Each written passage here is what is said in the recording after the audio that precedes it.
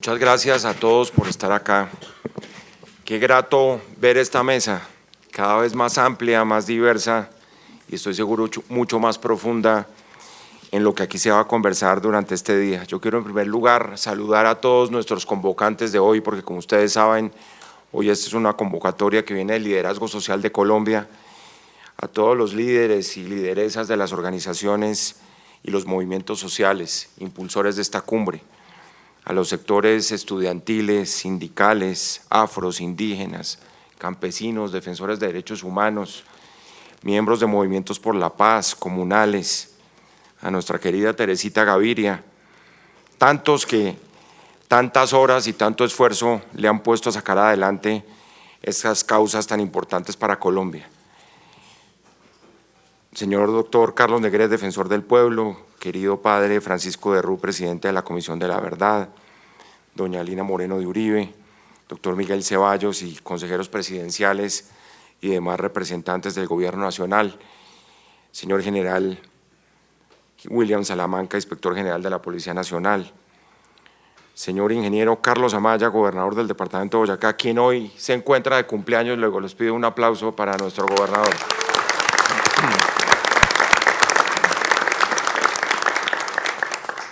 Monseñor Héctor Gutiérrez Pavón, señor vicecontralor general de la República, doctora Miriam Méndez, procuradora delegada para las entidades territoriales y el diálogo social, queridos empresarios, líderes del sector privado, señores presidentes y representantes de los diferentes partidos políticos, particularmente las dos mujeres presidentas de los partidos, la doctora Nubia Estela Martínez, presidenta del Centro Democrático, y Sor Berenice Bedoya de la ASI, líderes académicos, señores rectores, especialmente un agradecimiento a la Organización de Estados Iberoamericanos y al Centro de Estudios Interculturales de la Universidad Javeriana por el apoyo para la realización de esta cumbre. Muchas gracias, doctor Manuel Ramiro, por todo el apoyo. A los moderadores, Fabio Velázquez, Juan Lozano, Ana Cristina Restrepo y Manuel Ramiro, señores alcaldes y personeros, queridos jóvenes aquí presentes, porque hay varios movimientos juveniles aquí en representación de las nuevas generaciones de colombianos, líderes universitarios, señores miembros de la comunidad internacional y todos los funcionarios de la Procuraduría, delegados regionales y otros funcionarios del Ministerio Público. Tener la oportunidad de instalar esta tercera cumbre es seguir en el camino de algo que parecía inverosímil, de un espacio inédito que fue casi un acto de experimentación de la Procuraduría en la convicción que un diálogo social institucionalizado es la clave para podernos entender. Ayer con el gobernador de Boyacá inaugurábamos un primer diálogo por la justicia en Colombia, una iniciativa de las altas cortes, del Ministerio, de la Procuraduría, que se llama Voz por la Justicia. Y decíamos que en esta tierra del Bicentenario, tal vez lo que hay que celebrar antes que cualquier otra cosa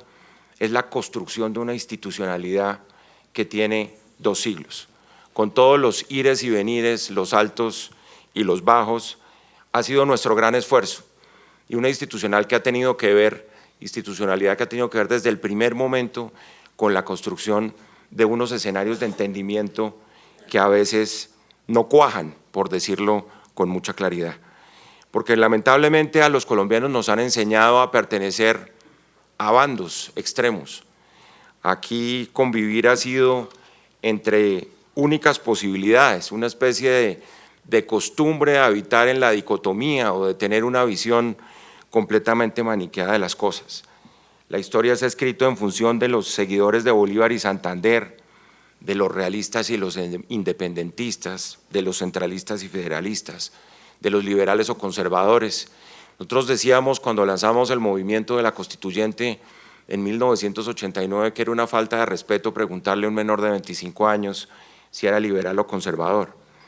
Y realmente la Constitución del 91 y el momento constituyente del 91 fue el último diálogo político amplio que hubo en Colombia, con todas las características que todos sabemos.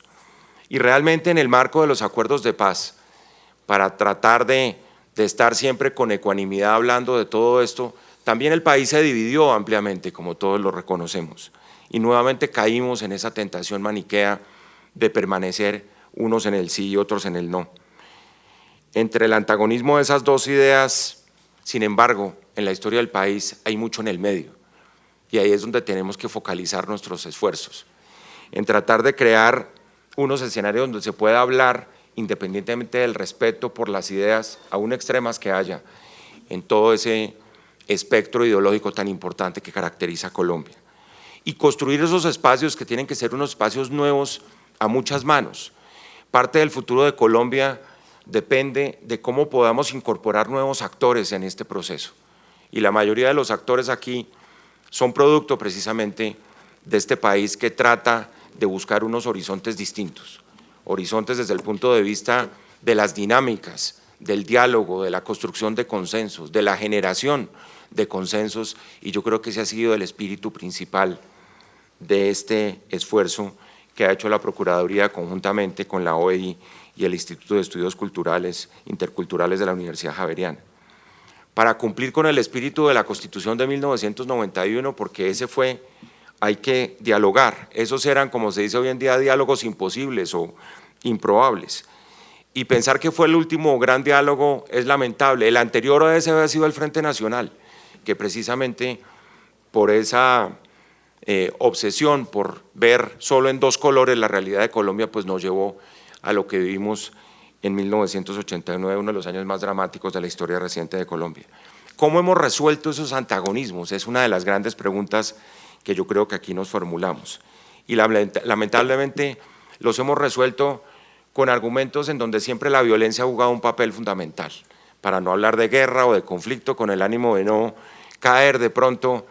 en generalizaciones o en cuestiones que puedan molestar a algunos, pero simplemente ha sido la violencia. El ADN ese fundamental de la historia reciente nuestra, y se ha creído que por la vía de la guerra o de la violencia o de la vulneración de los derechos del otro es como podemos unir al país. Una grandísima equivocación. Esa teoría de crear el enemigo común para cohesionar a las filas propias, yo creo que ha sido una de las grandes equivocaciones que hemos cometido. Por eso, detrás de todo esto, y lo hemos dicho, lo que hay evidentemente es la búsqueda de un fortalecimiento de la democracia en Colombia.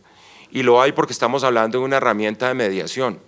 Lo decíamos en Cerrito y lo repetimos en Quirama, en la segunda cumbre. Esto no es un foro, esto no es una conferencia,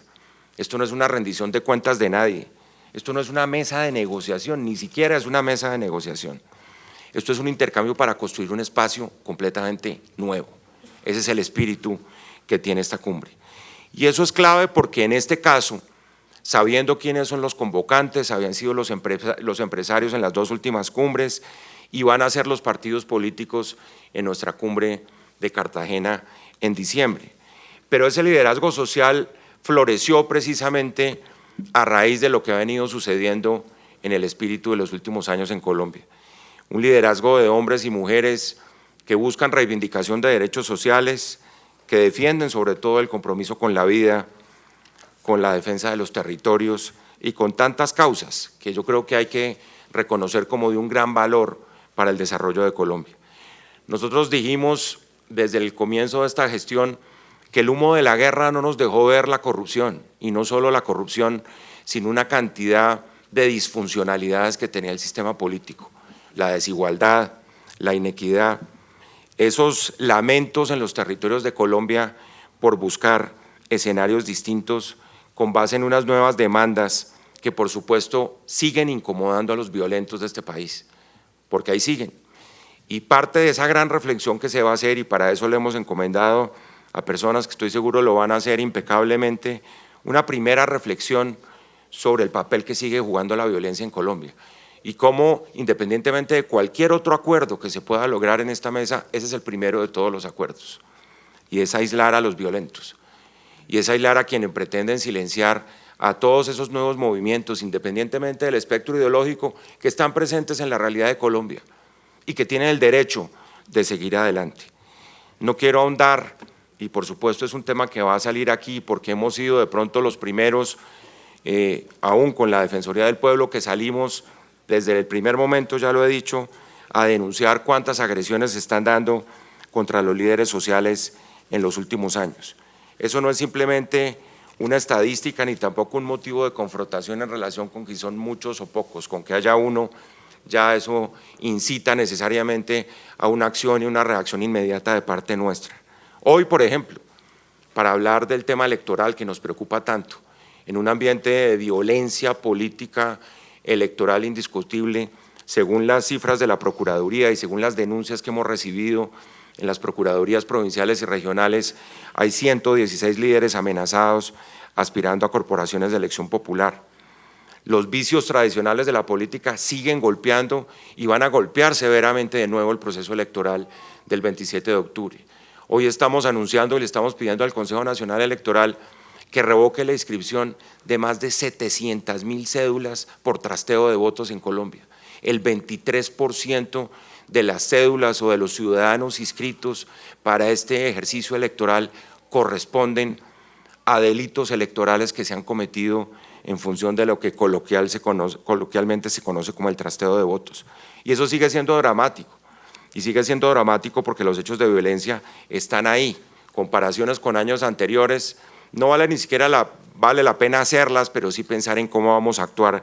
conjuntamente todos y vamos a proteger a los líderes sociales y por supuesto a los candidatos que están en este momento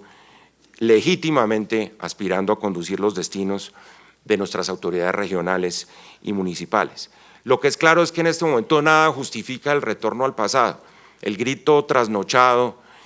seguramente en la frontera de Venezuela reciente, yo creo que nos tienes que unir a todos alrededor de apostarle a la institucionalidad, a quienes han sido leales con el proceso, a quienes siguen firmes con la paz independientemente de todas las dificultades que se han tenido y que se van a seguir teniendo. Y esta es, yo creo, una oportunidad de escucharnos en esa dirección, una oportunidad que lo único que busca no es la unanimidad, repito, esta no es una reunión para salir todos en la misma línea, un poco ultrajando lo que cada uno piensa, es todo lo contrario, es construir con base en las diferencias y poder avanzar en este camino que se ha recorrido ya en 2 cumbres anteriormente. Buscar el consenso, generar el consenso, no es de manera alguna unanimidad, ni estar de acuerdo con todo lo que piensa el otro, sino simplemente pensar, como ya lo he manifestado, en tener una visión compartida sobre el futuro de este país que como premisa mayor tenga el rechazo de la violencia y el aislamiento de los violentos. Es un diálogo entre opuestos, como se hace en todas las partes del mundo civilizado donde las democracias han echado raíces. Ustedes recuerdan que en la cumbre de Cerrito llevamos las primeras experiencias de diálogo social del mundo institucionalizado, la experiencia de Brasil con el Consejo Económico y Social, la experiencia de Perú con una alta oficina de diálogo social institucionalizado que depende directamente de la Presidencia de la República, los pactos de la Moncloa de España que los trajimos también como punto de referencia en Cerrito y en Quirama. Todos ellos siempre demostrando que es posible construir como punto de llegada y no simplemente como un punto de partida, un tranquilizante de conciencia, unos pactos de Estado para resolver los conflictos y evitar sobre todo la repetición de los ciclos de la violencia.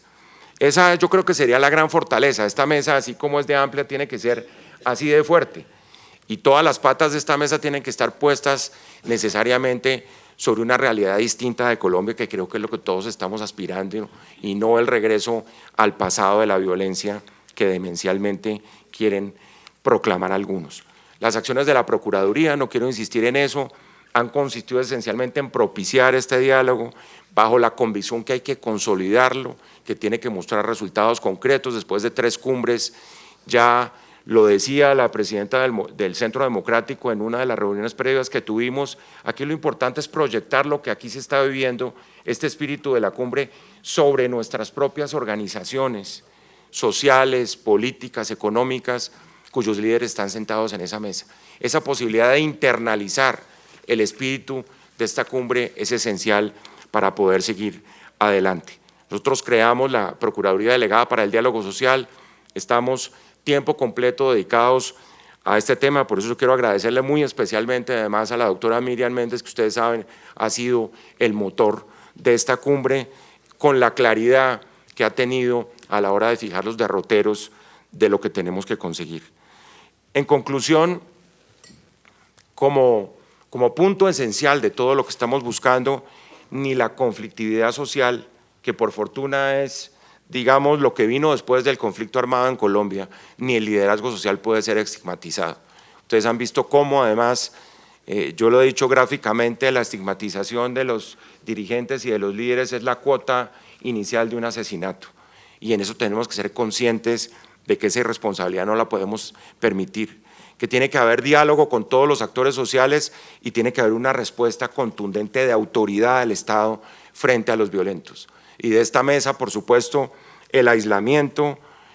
de la violencia, independientemente de que seamos capaces de avanzar unidos en la diferencia. Quitarle el oxígeno a los violentos, al fin y al cabo, tiene que ser nuestro propósito común. Generar confianza a través de la palabra, que yo creo que es lo que se ha venido logrando tanto en Cerrito, si ustedes leen el documento que está en el folder que tienen en la mesa, como en Quirama, yo creo que ese escenario progresivo de ganar confianza y de creer en el otro, en la palabra del que está sentado al lado nuestro, es fundamental para seguir construyendo colectivamente lo público, que yo creo que ese fue uno de los elementos fundamentales que ayer señalábamos con el gobernador, es lo que caracteriza un poco aún a quienes dentro del sector privado creían antes de la Constitución del 91 que lo público era solo monopolio de los burócratas o de los funcionarios del Estado. Hoy estamos todos en esa misma dirección. Yo creo que hay que redoblar esfuerzos para encontrar alternativas que faciliten precisamente ese acercamiento, ese entendimiento entre los extremos. Ese espacio que hay entre los extremos, creo yo, es el espacio que cabe precisamente en esta mesa. Con la transformación positiva, además, de tantos fenómenos que siendo negativos los podemos convertir en semillas para creer, como se decía muy bien por algunos en la presentación de este evento, que la reconciliación es el único camino que tiene este país. Por eso aquí estamos extendiendo puentes y no destruyéndolos. Estamos tratando de buscar puntos de convergencia y no creando puntos de divergencia, y yo creo que esta mesa, en la medida que se siga ampliando, tiene ese principal propósito, y es crear, como lo estamos haciendo desde hace 200 años, esa institucionalidad que nos permita, desde lo formal y desde lo informal, enviarle un mensaje a las nuevas generaciones que estamos pensando en el futuro de paz y de reconciliación y no en el pasado de la guerra y del monopolio de la violencia. Muchísimas gracias a todos y de parte de la Procuraduría, todo el apoyo para lo que viene de aquí en adelante, porque sabemos que los frutos de este diálogo ya se están viendo. Mil gracias. Muchísimas gracias.